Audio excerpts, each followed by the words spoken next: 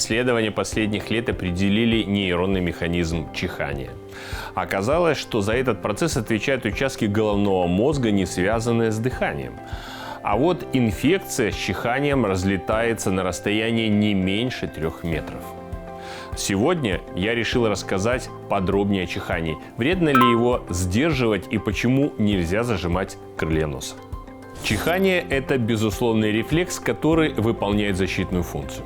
Мы чихаем, чтобы очистить слизистую оболочку полости носа от попавших на нее раздражителей, пыли, аллергенов и едких веществ.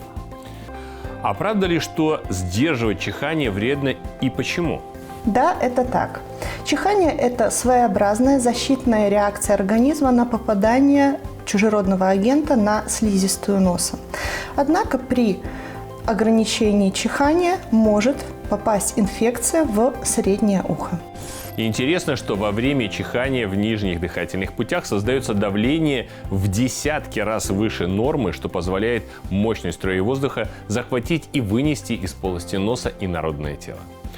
Скорость воздушного потока в этот момент 120-130 км в час.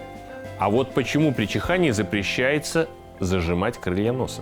Закрывание крыльев носа может привести к повреждению шейных позвонков, барабанной перепонки, а также различным кровотечениям из носа. Может, вы не знали, но человек может потерять способность чихать. Это в том случае, если слизистая оболочка полости носа перестает нормально работать. Такое случается при различных заболеваниях, например, при атрофическом рините. Вести здоровый образ жизни – это лучшая формула здоровья. С вами был Дмитрий Шевцов, и до новых встреч на телеканале ОНТ.